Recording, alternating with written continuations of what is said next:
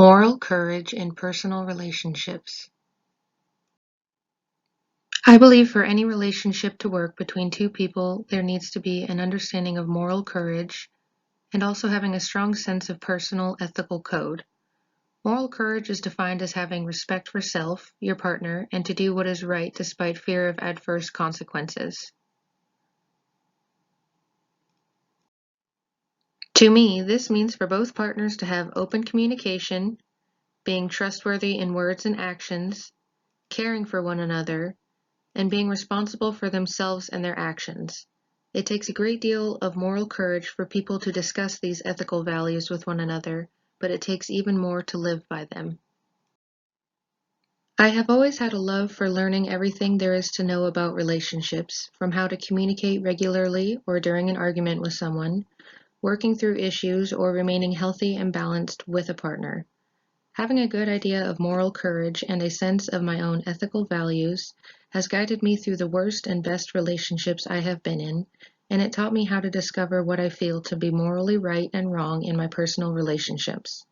Once I discovered the importance of moral courage and what it takes to do what is right in a relationship, I realized I had a map to help guide myself and my partner towards a happy life together.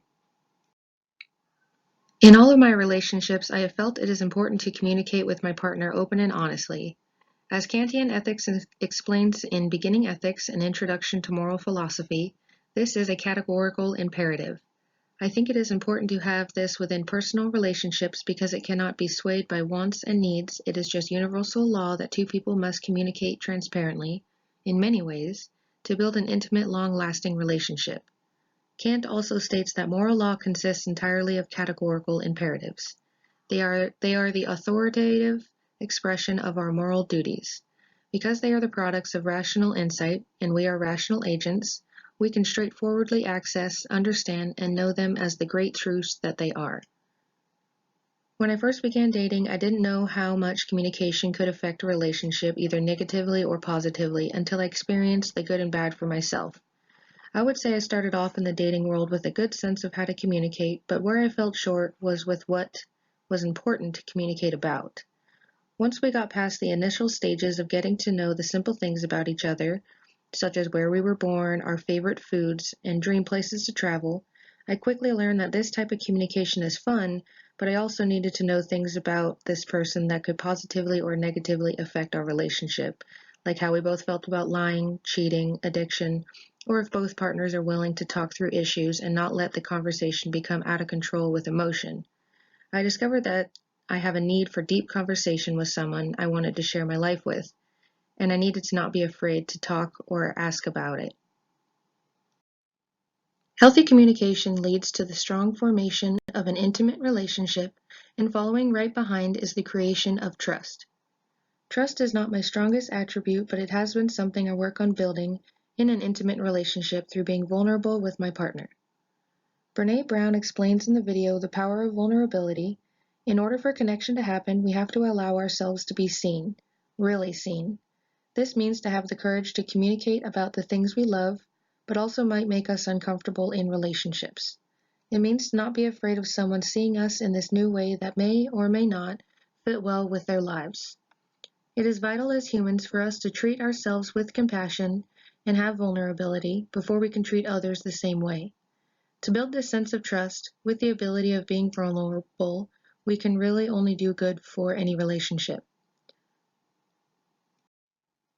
Once healthy communication and trust have formed in a relationship, we can focus on the upkeep of taking care of each other, but also being responsible for ourselves and our own actions within the relationship. I believe it is important for people to understand that introducing someone into their life will call for a certain level of caring for that person in mind, body, and soul, but also not forgetting their true identity as an individual. Doing this would involve a balance of obligation and responsibility.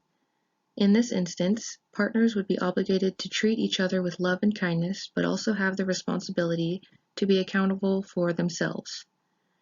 In the Beginning Ethics, Vaughan explains this as ethical egoism, or one's only moral duty is to promote the most favorable balance of good over evil for oneself.